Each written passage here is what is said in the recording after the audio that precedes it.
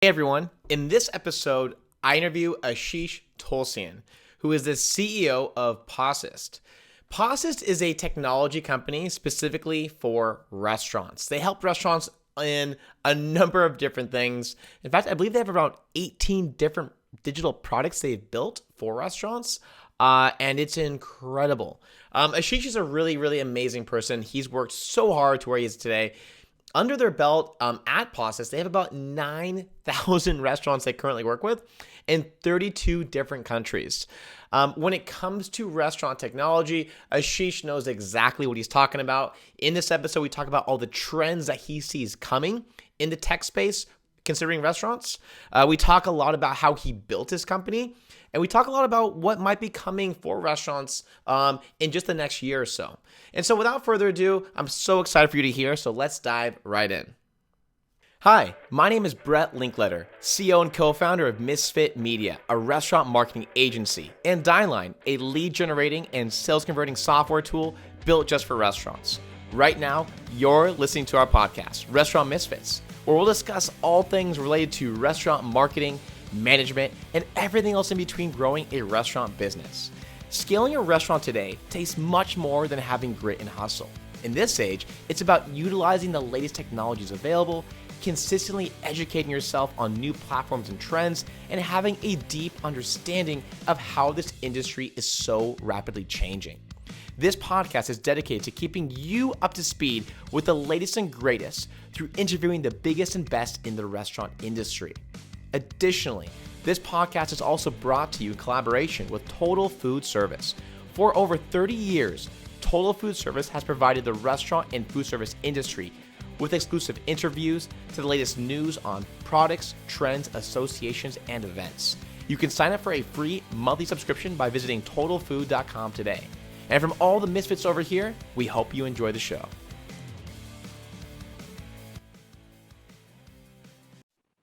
Yeah, so at POSist, I'm one of the founders, and I started this company with my wife. She's my co-founder. She's also the chief revenue officer of the company.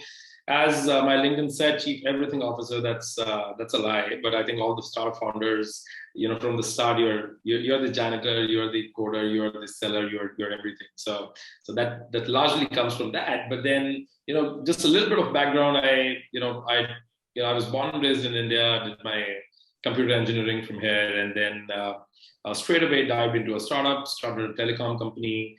This was back in 2006. Got an idea to do a Twilio style business. Twilio is a platform, but then we were doing SMS-based services, text-based services for the telcos, and ran that for 5 years before I sold that off.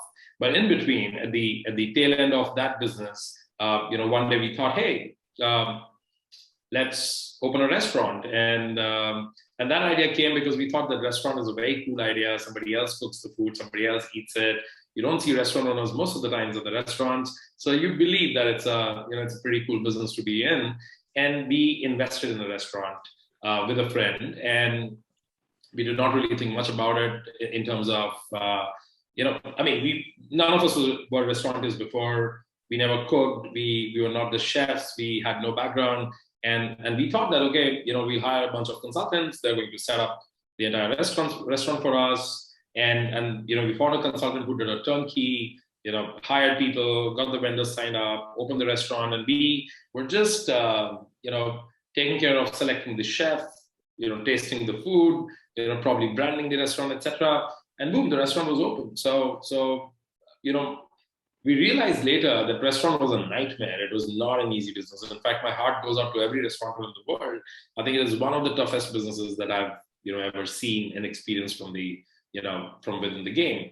And first 3 months were horrible, and then we decided to sell it off. And we actually got a buyer. That buyer offered us 10% more than we invested in the restaurant, and we're like, wow, that's great. And by that time, we were already burned, but we also learned a lot in those 3 months. So we thought, hey, you know what? Things are kind of settling, and we've already gone through the grind.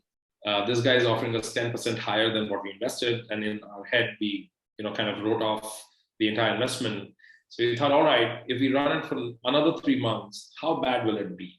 right? You probably sell it for half the price. And with that, we embraced it for the first time, right? So for the first 3 months, we were kind of acting as investors who had this restaurant as a side gig. Yep. But for the next 3 months, we kind of embraced the entire thing, and we said, all right, we're going to learn as much from it and see, if we can do, more. And as soon as we did that, our tech instincts kicked back, and we said, all right, we are going to automate whatever, we are getting out, whatever problems we're facing. And that was actually the inception, of what we do today, a restaurant tech company. If you asked me back in 2011 that one day you'll be selling restaurant tech, I would have, laughed at you. But, so we built this technology early on for our restaurant.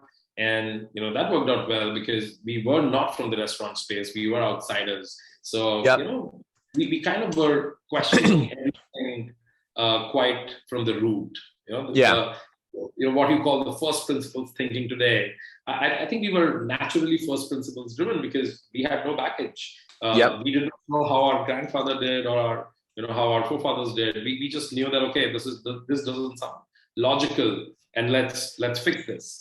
And Ashish, one thing before you continue. So you said your first principles driven, which, by the way, I'm so happy you said that. That is exactly actually one of the objectives of our company, is always make sure our employees are every single person from the inception of them working with us, from the onboarding day and onwards, is that they're always first principles driven. So I'm a huge fan of it in general. I love that you brought this up. A lot of people don't know what it means exactly. Can you give us just like, for all our listeners who are just like tuning in, learning about you, what does it mean to you to be a first principles driven person? All right, so that's great. I think I'm going to give you my own definition of it, and I hope it lands well. But I'll give you a very raw definition from my own experience of running this company. POSist is 9.5 years old today, and every 1 year, we kind of sit down and look at all our processes, all our all the things that we do, how we do them, etc. And I think every time we find that there's a lot of things that we do, they don't make sense anymore. Every year we have to reset that, right? So my definition of first principle is that, in certain circumstances, with the available resources, there was a certain nature of the problem, and somebody solved it, basis the actual problem, but also, with the resources available, with the possibilities, etc. When you carry forward that solution as the solution, I call it the superstition. It almost becomes a superstition because nobody knows why this problem was solved this way, but everybody in the town is saying, "Hey, we do it like this here." And when you take those constraints, in consideration when you are rethinking a solution, there is a very high chance that you either are going to complicate the problem, or you will probably at best get a suboptimal, solution. So for me, first principles approach is, can you just break down the entire problem and find the root cause, the basics of it, the basic reasons, as well as what is it that we want to achieve, and what is the straight line to get there. Not thinking about all the constraints in between, but thinking about that what we know today or what the problem is at hand, how are we going to solve it if we had no knowledge about this? That is a baggage. So not an easy way to do it every time, but I'll give you an example. For example, I went to a restaurant here, who was like a generational, restaurateur, his granddad, his dad, and now this guy. And I asked him that, hey, what are you doing about theft in the restaurant? There's a lot of, people not giving out the bills, they're pocketing the money. What are you doing about it? And that guy said, well, we do a monthly audit, and we also, factor for the theft in our P&L. Yeah. So we believe that there's going to be some breakage, pilferage, theft, and we're fine. And I said, wow, is there any other way to cure? He said, this is a widespread problem. It's everywhere. You see all the brands. My granddad used to do it this way. My dad used to do it this way. I'm doing it this way. And I was like, wow. This is a big problem. And then when we started thinking about it, we realized that probably this problem is not supposed to be cured. Probably this problem needs to be prevented. I may not be able to solve theft if I'm doing an audit after it has happened. It's okay, we can do that. But then the best is that if I can figure out a way to prevent it. And when we started thinking about the tech, we actually built an anti-theft system, which is a prevention system. And that changed, probably a lot of things for our restaurant and eventually, for our customers. So that is just one example, but I can go on and on. I love that. No, that's amazing. And isn't it just also kind of amazing how many problems are in the restaurant industry? I was thinking about this, right? I mean, it's an industry that's been around forever. It's absolutely massive, as we know, right? It's rapidly changing. But what always surprises me is how many restaurateurs are so resistant to these changes and are so resistant to technology. Do you see that in your guys' business, right? Yes and no. Yes and no. I think it was yes, probably nine and a half years back when we started. In fact, when we were restaurateurs, that was even 1 year before that. But I think, Brett, in last 5 years, I've seen the world changing, and it's a very leveled, way to say that today, because we serve customers in 52 countries, and I can tell you that from that vantage point, I can tell you that today, as of today, all the restaurateurs in the world at the same time are dealing with the same problems, and they almost want a solution, right? I've never seen that before. I think this trend was already latent, probably 2 years back, and COVID just accelerated this like no tomorrow. So, already 2 years back, I was like, you know what? World is leveling. People are asking for the same things everywhere. There's still some differential. So I think restaurateurs have been against technology for sure, because they always believed that their business is making food and technology is not doing much to that. Business is serving the customers, technology is not doing much to that. So they felt that everything else in between making the food and serving the customer pre and post is more a hindrance. And they used to look at technology more as an enemy that, my people don't know how to use it. I don't know how to use it. I'm not interested. My people go out in time, etc. And I think we will talk about that more.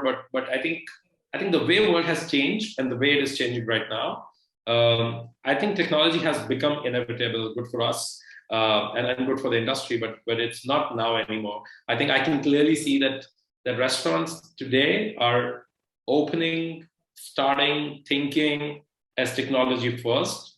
This can go from basic automation to the more advanced one. But I think the way we have seen technology being adopted, it's phenomenal. Absolutely. And so I was looking at your kind of your bio. So you started with your wife, and your company at this point is over 100 people, right? Am I correct? Yeah. Yeah, we are 130 people today. And you guys are currently serving a little over 9,000 restaurants. And you said 32 countries? 52. Wow. And what tell us, what is that like? What was scaling up to that level like? How did you guys do it? What did you learn in the process? Tell us about that. Yeah. So I think I'll go with the basics. I think when we started back in 2011 and we were a small restaurant. We were a QSR, which, Indian cuisine, and we converted to a small, casual dine, 60 people, sort of place eventually. And all we learned was from that restaurant. So when we started selling this technology to other restaurants, it was just a point of sale system. It was just a restaurant billing and inventory sort of system, which was very basic. And all we could do was sell to the people who were very similar to us, which were single restaurateurs, single stores, not a chain, etc. And I think between 2012 and 13, we kind of amassed 400 plus restaurants, and started learning a lot from the ground, because we could only see our problem before, but then now this was diverse. We realized that a waffle store is way different than a pizza store, is way different from a Mexican one. And these are we just couldn't we just couldn't see that when we were running our restaurant. And then, Yep. and I think, so between 2012, 13, and 14, these 3 years, we were focused on these single stores. I mean, you can call them mom and pop and a little above that. But then we learned a lot. We learned tons. And we realized that how problems change for restaurateurs. For example, a small restaurant which is new, which is opening for the first time in a new locality, their problem is marketing. Their problem is that they don't have enough customers. They want to look at pilferage and wastage and inventory control in a very different way.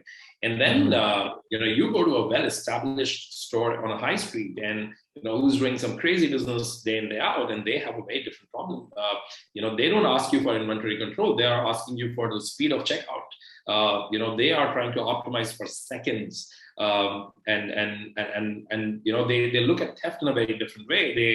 They look at everything in a very different way. So from there, I think, our ambitions took wings, and we said, all right, now we have done enough of single stores. Can we go to chains? And in our definition, chains was 10 stores. Can we go a little up? So in 2015, we kind of started doing chains, and we realized that the entire restaurant tech for a chain is broken, and it's broken to the level that each restaurant store gets a point of sale system, gets a basic inventory control system, but these 10 stores don't talk to each other.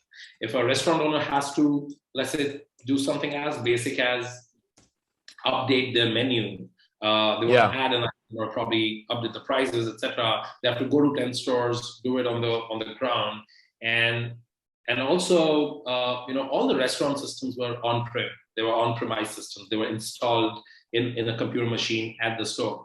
We were a company which was born cloud, because in our own restaurant, we figured that our staff had a lot of incentive in breaking down the system or probably not using the system enough. Or if the system goes bad, really, the day's billing is gone, etc. So we realized that, we need a cloud-based system. We need a system that runs on a browser.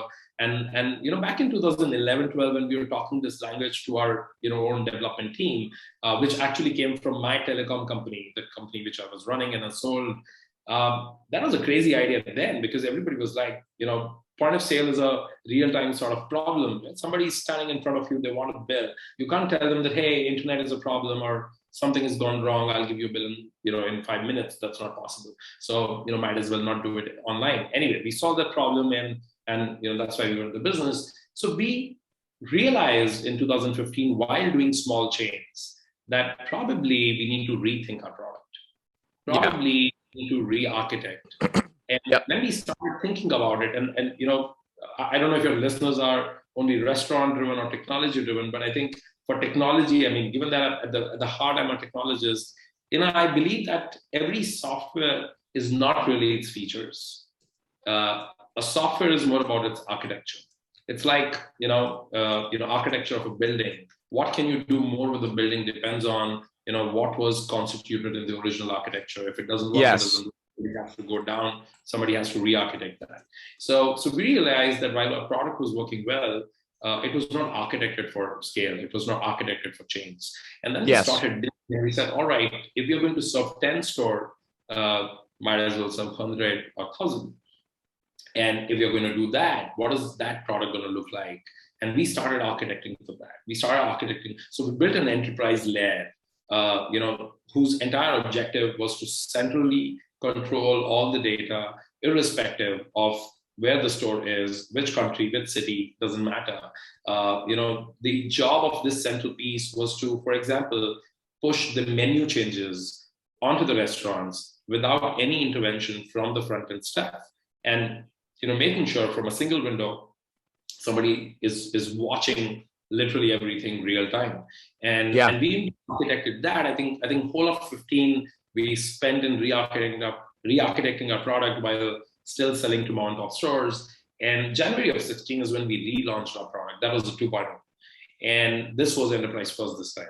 And I think in 2016 and 17, we started winning a lot of mid-market chains, from 5 to 25 stores, up to 100 stores. And by the way, till this time, we were in one country, and that was India. We did not really, go outside it till 16. Wait, so 2012 to 2016, just India at that point? Yeah. Got it. And I think we did, if I'm not wrong, close to 2,500 restaurants. And, Wow. I think we were talk of the town in India. We felt that, okay, in India, we have been able to establish a category. And I think the journey was really difficult, as you said, as you asked, that are restaurant owners resistant to technology? Yes, hell yes. I mean, between 2012 to 16, we were educating a lot. We were basically starting a conversation with, not about cloud-based point of sale. We were starting a conversation with the point of sale itself. Right? We Yeah. were convinced. We have had cases where we convinced a restaurant owner really passionately that, okay, you should have a digital system, you should have a point of sale system. And after getting convinced, this guy bought some legacy on-prem system, and he did not buy ours. And you're like, wow, why did you do that? This guy said, well, you know what, I was doing handwritten bills. Now that you've convinced me, I still don't want to go on internet. I may want a on-prem system, right? So people have a lot of hiccups in keeping their data on the cloud, security, privacy, Yeah. tax authorities and whatnot. But what I see is interesting though is like, okay, so I've had multiple different businesses. I don't know if you've seen our current company, Dineline, which is also a restaurant tech software, more so marketing and CRM focused, but basically it's really interesting. What I've seen over the last 5-6 years is these trends, right? So if you saw, like, let's just say 2014, 2015, every single restaurant, every single business, all they cared about was, how do I build a following on social media, right? How do I build a following? I think there was some book one of my employees was telling me about called like 10,000 fans or something. And the guy was talking about, hey, if you can just get 10,000 fans, like, you'll succeed. Now I look at 10,000 like absolutely nothing, right? Like, come on. But that was the hype. In fact, at the time, I had a business that was like an Instagram growth tool. And that thing was a side project of mine that just blew up because everyone wanted followers, right? I think if we look at the trend now, it's now, like you said, you spoke to someone who literally was doing handwritten checks, everything was handwritten, no point of sale whatsoever. The trend towards having a cloud-based point of sale system, cloud-based systems in general in the restaurant space, obviously we're here now, right? And so we want to be riding that trend, obviously. But the most recent trend I've seen now is I think leading, and I know you guys do some of this too, is I've seen is moving towards one-to-one messaging, text messaging, Facebook Messenger. I know blew up, WhatsApp, obviously. What do you see as other trends right now in the restaurant space? I mean, like, obviously you guys do so many different things. I saw on your guys' website. You have so many different projects. Your hands are in so many different pieces of the restaurant business, which I love. But from your perspective, looking at what's happening, do you agree? What are some other trends you're seeing currently, and how are you guys maybe solving the problems in those trends and helping restaurateurs take advantage of them? Well, I think I have a lot of thoughts, when you say that, because I'm just wondering like which one to pick. But I'll tell you my favorite one. I think the way the restaurant industry is shaping, first of all, not by itself. I don't think anybody's thinking about restaurant industry and being a visionary who's disrupting the world. For example, like to substantiate that statement, for example, Uber, they were single-handedly responsible to disrupt taxi. Right. But in the restaurant space, what's happening is that restaurant owners are not doing much. It's basically the consumers and how are they consuming that is pushing restaurant owners over the edge, and they're merely responding. I think we are in a constant state of flux where restaurant owners are just figuring out where the next trend is, what is the user doing, and the way I look at the change, and one of the biggest changes is cloud kitchens. Ghost kitchens, dark kitchens, you can call them, anything. And I think that has happened purely on the back of how customers are perceiving this. So, my analogy for this is, a decade back, you used to choose a restaurant and say, hey, I'm going to eat at this restaurant today. And, your group of friends or whoever, they used to say, all right, whatever is available on that menu, that's my food today. We're going to eat at that restaurant. Then the trend changed, and we said, all right, we're going to, eat at this brand today. And we used to find where the restaurant of that brand is. And the location probably was not that important. It was not about that a single geographic location which you were tied to. Then the trend came on cuisines. You said, all right, I'm gonna have Peruvian today, and then you find the best Peruvian restaurant brand, and then you find the location. Today we are talking about dishes. Today you're talking about a particular dish. You're saying, hey, I'm gonna have chicken wings today. Today I'm gonna have burger. And what aggregators brought in, was a fuel to fire, because now you can actually, order 5 things from 5 different restaurants, basis which restaurant does what best. And all are delivered to you in a similar timeline. I mean, if you think about it, it just blows up my mind, because restaurants are running like 200 item menu. It's not good anymore. Your 5 items or 4 items are all, the best restaurant is going to run with. And that trend is what I see is fueling cloud kitchens, right? There are a lot of people who wonder that whether cloud kitchens will work or not. Oh, it's a fad, it's going to go away. No, it's not going to go away.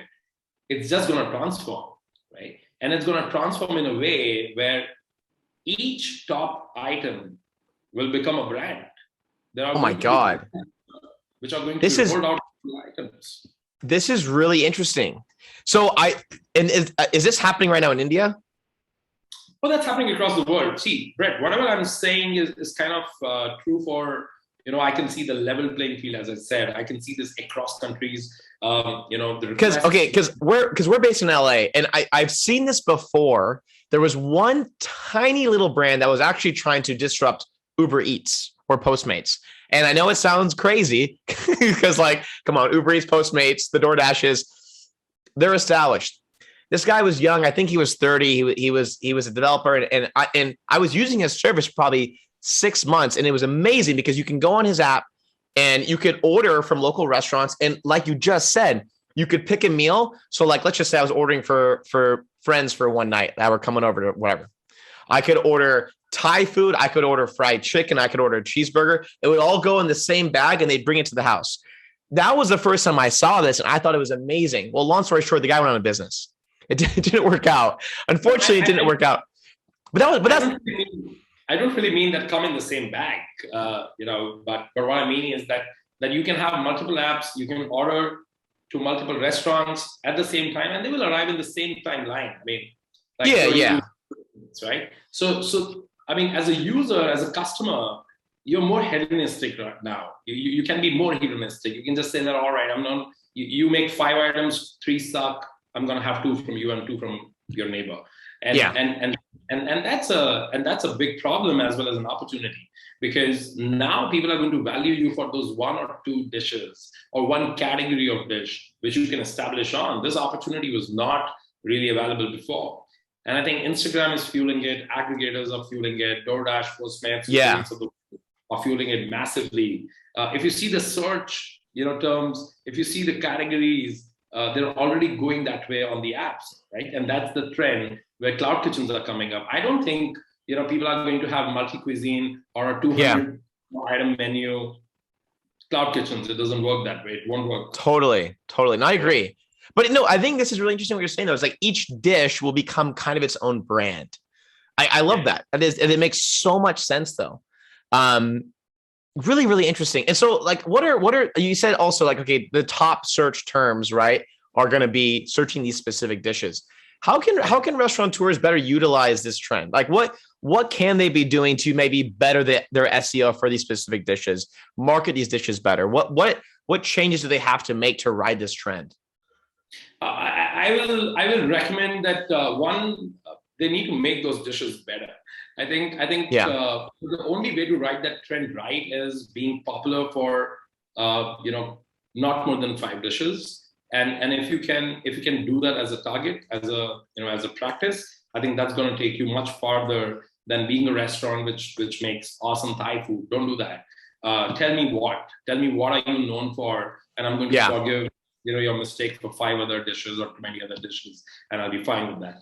And second, I think it's going to be a delivery first world. Whatever COVID has taught us is not going to go away. So any restaurant owner who is still resisting deliveries just because the world has opened up back, I don't think it's a great idea. I think I think they need to improve the packaging. They need to work very, very hard on packaging, because that is the first experience.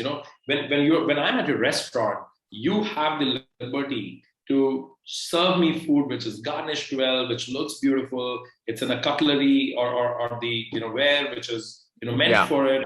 You can play a certain music, certain lighting. You have too much in control. When you're sending this food to my place, my home, you have no control. So the first thing that I'm going to experience of food with is your packaging, right? And if your packaging is great, that's the first experience that I have.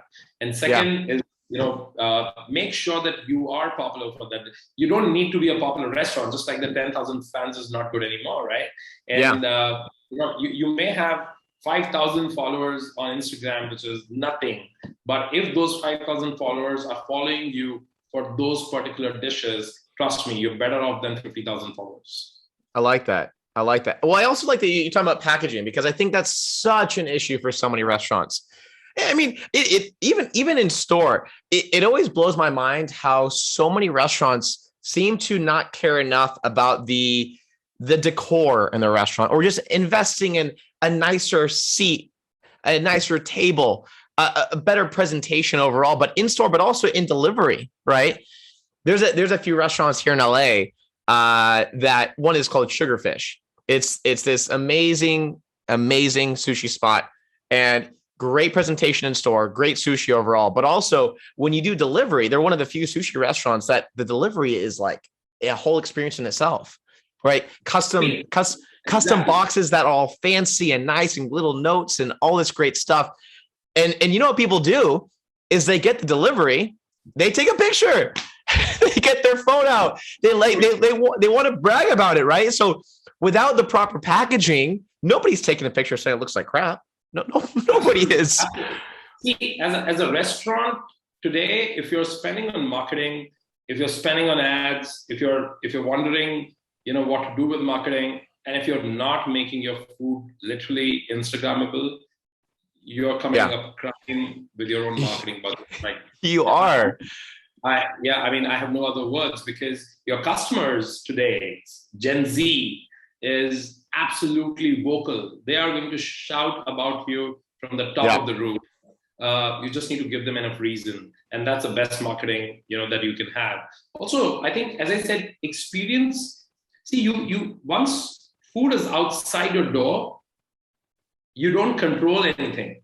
At all, right? So if the packaging is great, you probably have given insurance for 5 next sins that you're going to commit. If it's cold, if it's not at the right temperature, if it's not tasting that great today, you'll be forgiven, because your packaging was perfect. It was soothing to the eyes. I did not have to use a lot of wares from the kitchen. I could just eat in it. It was comfortable. It was easy. I think that's extremely underrated. I'm surprised why it is underrated till today. But I think every smart restaurateur everywhere in the world, Brett, is doing that. And I'm telling you, it's everywhere in the world. I mean, you're right. It's, as I said, it's the same problem all the restaurateurs across the world are having at the same time. And they're all learning together. Restaurant in India, in Singapore, in Dubai, in New York, LA, everywhere, they're learning all at once. None of them know how to deal with that. Kind of curious your opinion about this, because TikTok has been something that a lot of our clients have asked about. And before we got into software, we were a full marketing agency for restaurants. So, as a marketing agency, the benefit is that you can change your service offering like that. I can tell the team, hey guys, we're doing TikTok ads today. Like, just go figure it out, right? Versus a software product, obviously we have to develop some tech around it to now make that possible, right? That was the beauty of being an agency. So we had to try so many different things. Towards the end of our transition from an agency into a tech company, I had so many people asking me about TikTok. So, it was like 1 in 3 phone calls. Brett, should we be on TikTok? Should we run TikTok ads? Should we be posting on TikTok? I heard it's the next big thing. What are your thoughts about it? I know TikTok's, I think, was it banned in India? I believe. Is that? It got banned, but then, it's available for the people who already had it. So, okay. but you're all over the world. So what is your opinion on maybe TikTok specifically for restaurants? Are you a fan? You're not a fan? What are your thoughts overall? I think I'll take a step back. I don't really believe in TikTok or Instagram or Facebook as the label. Oh, really? Yeah, I mean, I don't really believe in the labels. I think if there is a social media trend where people are flocking, you Yeah. need to figure out if it's your TG who's watching. For example, whether Yep. TikTok is a great platform or not, a Michelin star ad on TikTok is not going to work, right? So because the Michelin star TG, it's not the target, group, the target customers are not on Instagram. But if you're a restaurant which is being frequented by youngsters, it's a mid market, it's casual, or it's a fast casual, and if you're not doing TikTok, why not? I mean, I don't really see any logic. I think wherever the eyeballs are, you should be. If your TG is watching a platform, I think it's the best, to be on that platform and be on that platform in the same flavor. Yeah. So if you find TikTok cringe, that's okay. Point is, Yeah. can your brand be noticed? Absolutely. Why not? You Yeah. should be doing it. 100%. Yeah. I was talking to the head chef. I think it was of Tao Group, and he was saying when they design their food, they design it for number one, taste, but just second to taste right there is looks, right? How do we design a dish that is delicious in every way, but also beautiful and also fun in every way, right? So some restaurants now, when they're creating these dishes, they want to have some kind of experience. I believe it's God, I'm blanking on the name now. Catch in LA and New York, right? They have this dessert. My opinion, it's not the best dessert, but everyone orders it every single time because you get to smash this little chocolate ice cream thing. And everyone always wants to take a video of it, right? Maybe in slow motion, maybe a picture, whatever the case. But it's all about that. Everyone is doing that. Oh, at least the winners are, right? And those aren't, or you said it's they're committing a crime to their own marketing plan. They really are. Absolutely. I think if as I said, if your TG is there, right? Even while I said that a Michelin star may not find their TG on TikTok, but I think after saying that, I'd be, they may. Why not? I mean, if I was a Michelin star, I would love to gather a couple of, fun TikTok influencers, and probably I'm going to shoot a video for each dish that they do. I'm going to pick a dish from the same dish from the market. Yeah. Make that guy look at that dish and be horrified, and then look at my dish and say, wow. And maybe it's, point is that your customers are in Gen Z, whether they spend it themselves, whether they take their, folks out, you don't know that. You need to be there. Totally. Well, what's interesting now also, keep talking about Gen Z in general, right? The new generation is all about experiences. They're spending so much more money on experiences. I'm a millennial, and like my generation travels so much now, it's crazy, right? I mean, just this year alone for me, I was in 4 different continents, right? And it's crazy. Some of it's for work, but some of it's for fun too, right? My generation and Gen Z, we're so much more excited about experiences, less of just buying products and this and that and material stuff. It's more about experiences, right? That's what social media has done. And I think restaurants who forget about that, they're going to lose. But that experience, like you mentioned earlier, is not just in store. It's in the packaging, the delivery of to-go boxes and all that, right? It's like you're basically serving all the senses now. I mean, yes. I'll call it's a full sensory experience. It's not the taste buds anymore. It's visual. It's the feel. It's the taste, of course. It's the aroma. Wait a sec. Serving all the senses. That's a really brilliant line, by the way. Have you used that before, or you just came up with that? No, I think I just came up with that, but a good one. That's a good one. I wrote that down just now. That's a really good line. Damn. Restaurants should be serving all the senses. Damn, that's really good. That's what it's about. You don't just serve for food anymore. You serve all the senses. That's brilliant. And also, I can tell you another trend, and that's coming back to our experience, like after 2017, as we kind of started going outside of India and talking to large brands. Today we serve, POSist today serves Taco Bell, Häagen-Dazs ice cream, Nando's, so many more brands, all across. You can find them on our website. And, we saw that even at the enterprise level, these large chains are now thinking about a CRM, which is unified, right? If you're talking about customer marketing, right? The top brands in the world are talking about not only collecting customer data, but they're also talking about centralizing that across the globe, right? If, I have, we have a project running right now where we are empowering a chain of 1,500 restaurants in 23 countries. Yep. And, in the brief, they said, hey, can my customer from Singapore be addressed by their first name in Dubai or Thailand? And, can our people know that it's the same customer who has dined with us before? And we have a list of things that they like, they don't like, allergies, things they don't want in their food, etc. And that's such a simple use case to think about and such a massive problem to solve. And all of that boils down to what you're saying, marketing. They want to make sure that they become the talking point, and it's going to be a great talking point. If you travel to Thailand tomorrow and somebody, as soon as you give your mobile number or your email ID, they address you by your first name and also know you're allergic to peanuts. Yes. You are never going to forget that restaurant ever. And it's going to be on every table.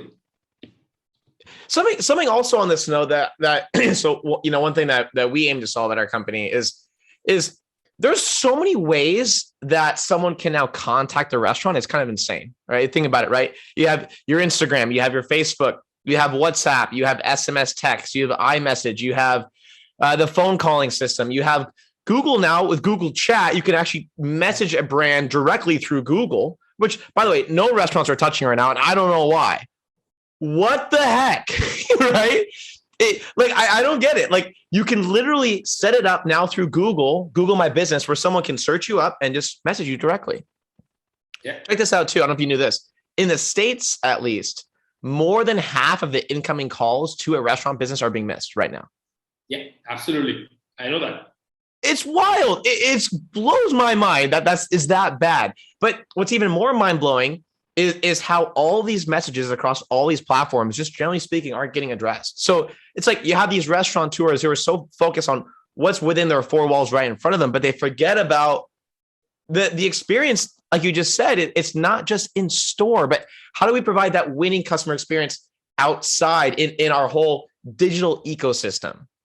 Also, I think you're absolutely right. And that is the number one reason why, if anybody wonders how come Uber Eats, Postmates, DoorDash became what they are today, it's precisely the problem you just explained. Yeah. Nobody wants to contact a restaurant, through these different mediums with no predictability in line of sight that they're going to get an answer or an answer that they like, right? So these aggregator apps actually became an answer to, not being able to talk. And what you're saying, about restaurants being in four walls, I generally say that restaurant as an entity is geographically challenged. Yes. Right. You're right. Think beyond, a couple of miles radius, from the restaurant, because all that happens in their life, good as well as bad, happens within few miles radius, right? So their thinking also becomes very, very limited to few miles, and they're not able to imagine that probably somebody, on the other side of the city is probably, coming to them, or within those miles, somebody may expect, a faster service. One trend, with this generation, on that note, I can tell you, is that restaurants that are packaging and delivering faster, are going to win, even with decently okay food. Ooh, this is a good one. You know why I know this is a good one? Because I order Uber Eats, and this is a confession, at least 4 times a week, 5 times a week, at least. Oh God, it's so bad. I'm just so lazy. I get home from work late. I'm tired. I just want to do it. I don't even want to stop on the way home. I just want to get home. The food's there and I'm ready to go. I ordered it at my office. By the time I get home, it's sitting at my door. I'm that lazy. But I know you're right about this trend, because when I go on Uber Eats, what I'm looking at is the time to get to my house, and I'm timing it. Oh, if you're at my house in 30 minutes, hell yeah, I'm going with that guy. So I have, I believe that if today you are going to, make sure that the order is out of your kitchen in 13th minute.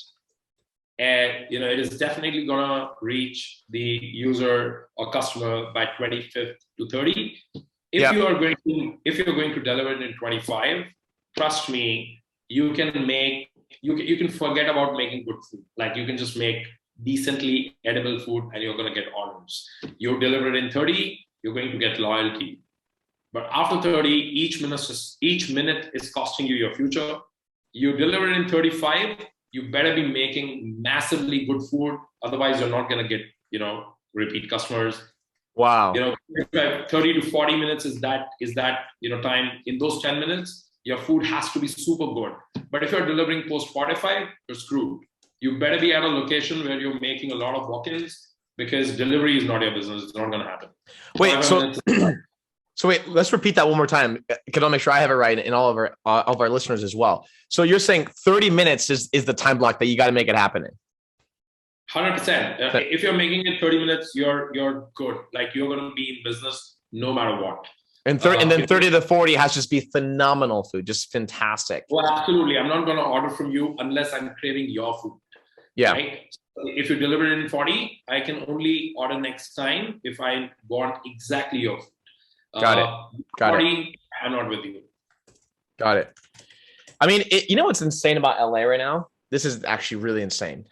Because I was just in Miami this last week, and it wasn't the same way in Miami, but in LA, Uber delivery is now probably best case scenario. You'll get it in 35, 40 minutes. Best case scenario ever.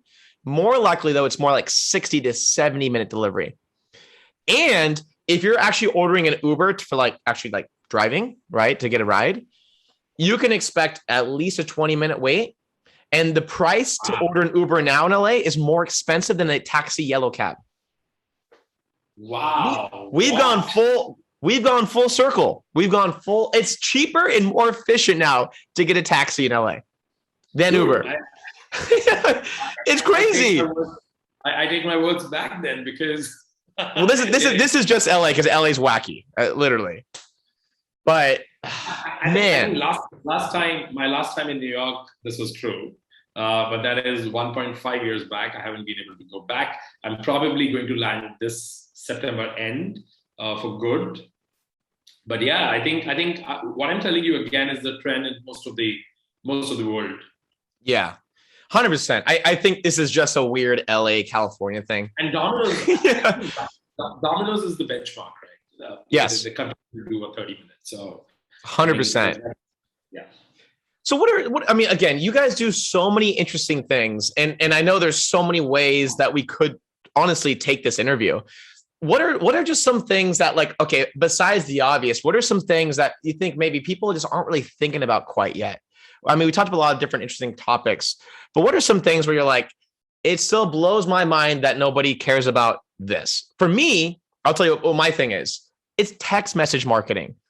Why the heck don't restaurants use text? They you have a 90% plus open rate within minutes, right? Why are you not collecting phone numbers? I'll give you the answer, because they're not collecting mobile numbers. Yeah. So we're on the same page then. Same thing. Yeah. What the heck? They're not collecting numbers, and you're right, that this just blows my mind, and this has been blowing my mind for the last 10 years of being in business. I mean, even as a restaurateur, I used to wonder, why are people not collecting? In my first year of restaurant, I collected over 22,000 unique user numbers. Wow. Right. And it just blew my mind, because my wildest estimate was not that. And we used to just ask, that's all, right? To my other surprise, we had this hypothesis that, okay, most of the people are not going to give you a number. Probably 50% will give you the number. Most of the girls may not give you the number. Actual numbers turned out very different. 80% people gave out the numbers right away, and they did not really mind that at all, which was surprising. And the percentage of the girls were more, they were okay to give out the number. I was like, whoa.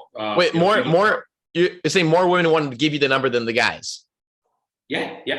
Interesting. Yeah, and I think, I think those 22,000 numbers in first year became really a moat for us because we started doing text message marketing. It's funny that you said that, but I'm also about 10 years back. So there was no WhatsApp, there was no Facebook Messenger. Of course, most of those were not available. And I don't know how we would have, responded to that. But I can tell you my text message marketing used to be at the lunchtime as well as at the dinner time to different sets of people. We used to do, if I remember correctly, 300 messages a day. So we used to pick like one cohort, send them a message at the lunchtime saying, hey, it's been a while. It's lunchtime. Should we send something? And it used to convert to some brilliant orders. You just touched. I'm nostalgic about it because I almost forgot it. I forgot text message marketing. Absolutely. Yeah, but it's interesting because we're on the exact same page when it comes to this, and that's a big focus for our company is helping our restaurateurs actually utilize text message marketing. Definitely a problem I see them having though is just managing all these conversations, right? Most restaurants, I think, when it comes to texting, it's just one-sided. They just blast out a text. Hey, we launched this new pad thai. Hey, we just launched a new pizza. Hey, we're having an event this Friday. Come on by. But I think the restaurants that take advantage of two-way conversation, that's where it starts getting really interesting. Actually, having a conversation one-to-one with thousands of customers at once, that is going to be the interesting next wave. That is, but then how do you do it, right? That's the next question. I think more or less restaurants definitely need to talk about CRMs more. They need to talk about customer connection more. They need to stop worrying about probably the followers or how many posts you're doing on social media, but what kind of engagement you're having with these customers on any platform. And I think more engaged you are as a brand, that is going to be your moat, because otherwise, if you're not popular, every aggregator company is going to charge you more commission. You will keep crying about commissions. But the point is that these guys are getting customers to you because you're not curating and aggregating your own customers enough. If you do that, aggregator companies are not, I don't think that they're, they're evil. I think they are just helping you do what you're not doing yourself. If you do that enough, these companies are still going to be your friends. They're going to help you discover more customers, but they're going to do it at a cheaper cost because they know that your brand is in demand. And that's really, really important. Absolutely. And then Ashish, just random question for you. You've built a great company, it sounds like. Sounds like you're doing very well. Sounds awesome overall. How do you get better though as a leader? Are there any books that you read in particular? Any podcasts you listen to besides mine? Anything? What do you do to get better? Well, that's a great question, Brett. I think that's the hardest part. For any leader, for any entrepreneur who's sitting at the top of their own company, you can get into that echo chamber where what you say is the right thing, and nobody's there to really correct you and check you. I do a couple of things for this, and I'm very, very sensitive about it.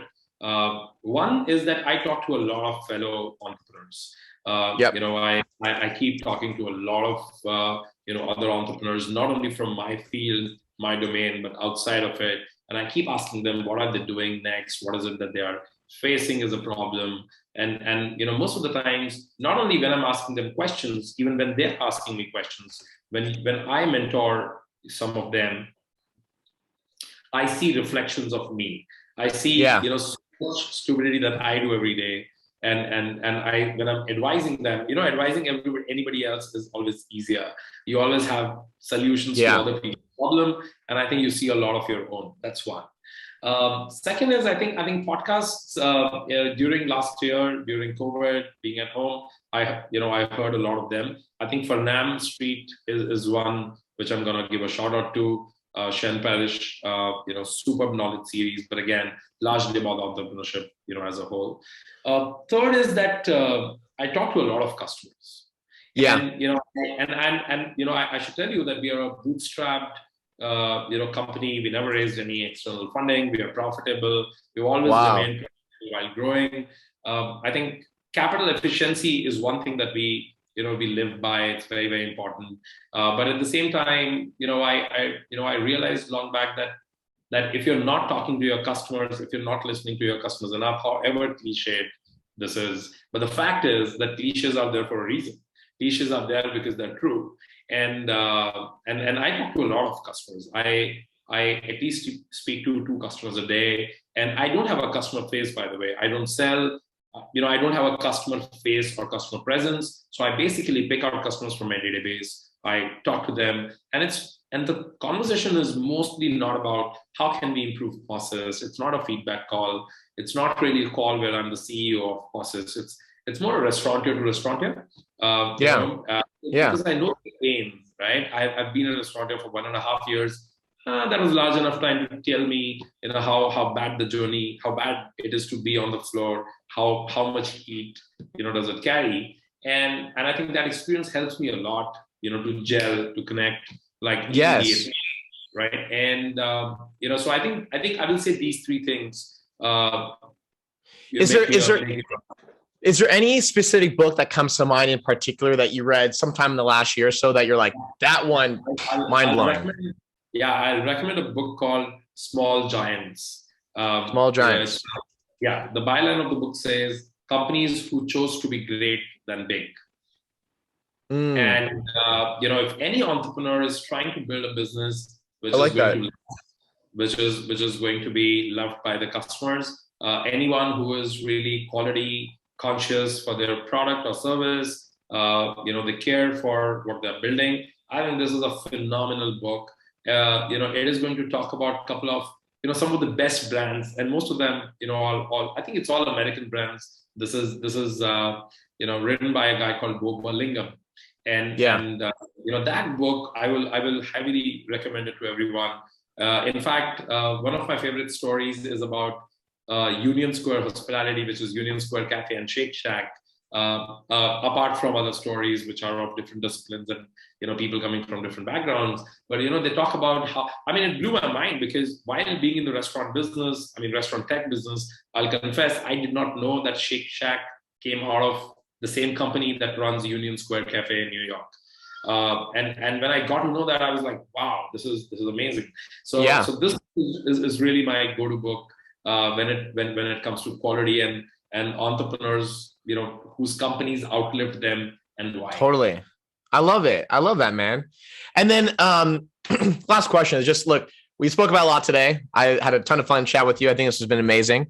If you could step into my shoes though, Ashish, what would you have asked yourself? Anything I missed that you think is something you just like to share with the audience? Well, I think, no, I think I've covered that, but one thing which, I would love to talk about is that, how restaurant owners, restaurateurs, successful or new, should, think about cloud kitchens, as a hybrid concept. They should not think about cloud kitchens as the only way to run restaurants. Also not the, geographically challenged stores, the only way. I think a hybrid approach is something which is important. This is not the first pandemic that we have experienced. There are many more to come, because Gen Z is traveling, I think, a little too much for anybody's comfort. With all the viruses being kept and limited in one country, but at the same time, I think you're when you do these 2 things, when you are running a physical restaurant as well as a cloud kitchen, you change a lot, as a restaurateur, because now you're looking at your own food a little more holistically. You're challenged to question that how does that burger or that patty tastes at room temperature instead of like the piping hot of the grill, right? So that's going to push you over the edge for doing better, and that is going to reflect either ways in your cloud kitchen business as well as your restaurant. And second is that I think world is going to go more global. So if you are in LA or if you're in New York, and if you're not really thinking about spreading your brand across America, across continents, probably going to the other side of the world and open one in Singapore or Dubai, it's a bad idea. Do it now, because you will see this trend in the next 3 to 5 years, or maybe faster than all of us can imagine.